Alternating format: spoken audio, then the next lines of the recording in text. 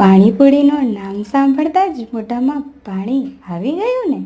તો ચલો આપણે આજે પાણીપુરીનું તીખું પાણી તૈયાર કરીશું. તેના માટે પુદીનો, ધાણા, 3 લીલા મરચાં, 1 આદુનો ટુકડો અને 1 લીંબુ લઈશું. પાણી કેટલું તીખું કરવું એના માટે તમે એડજસ્ટ કરી શકો છો. મારા ઘરમાં તીખું ખવાય છે, તેથી મેં 3 તીખા મરચાં લીધા છે.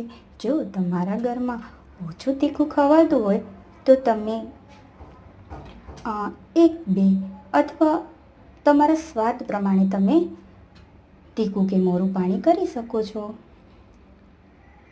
અને આ જો લીંબુ નીચવીએ છીએ ને, તેથી આપણા પાણીનો કલર એકદમ નીલો આવવાનો છે. જો પીસતી વખતે આપણે છે ને પાણીમાં લીંબુ નીચવશું ને, તો આપણો પાણીનો કલર એકદમ નીલો અને ચટાકેદાર કલર આવશે અને પાણી તો એકદમ ચટાકેદાર અને તીખું બનશે. જ્યાં સુધી પાણી તીખું ના હોય ને ત્યાં સુધી પાણીપુરી ખાવાની મજા આવે નહીં.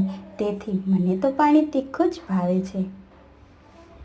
તો ચલો હવે આ લીંબુનો રસ નીચવાઈ ગયો છે. હવે આપણે એને સરસ મજાનું મિક્સરમાં પીસી લઈશું.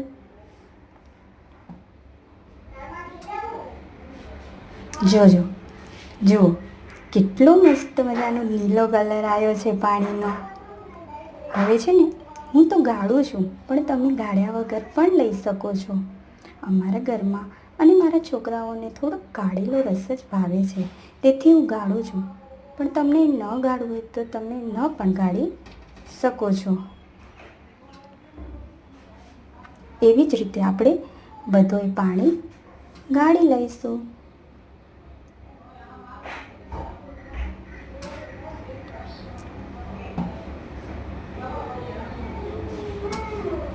ત્યાર પછી આપણે તેમાં મીઠો, સંચળ અને પાણીપુરીનો મસાલો 3 નાખી સરસ મજાનો હલાવી લઈશું. ને આપણે ટેસ્ટ તો કરવો જ પડશે ને કે આમાં મીઠું ને શું છે, તો થોડુંક વચ્ચે ટેસ્ટ કરી લેવાનું. હવે જુઓ, મને તો બહુ જ પાણીપુરી ખાવાની મોઢામાં પાણી આવી ગયું છે કે તરત ચલો પાણીપુરી ખાઈ લઈએ. તો ચલો ટેસ્ટ કરી લઈએ કેવી થઈ છે. મારી પાણીપુરીનો તો પાણી એકદમ ટેસ્ટી થયો હતો. તમે પણ આવી રીતે બનાવીને ટ્રાય કરજો અને મારી ચેનલને સબસ્ક્રાઈબ અને લાઈક જરૂરથી કરજો. જય ગણેશ. આવા જ વિડીયો સાથે ફરીથી મળીશું.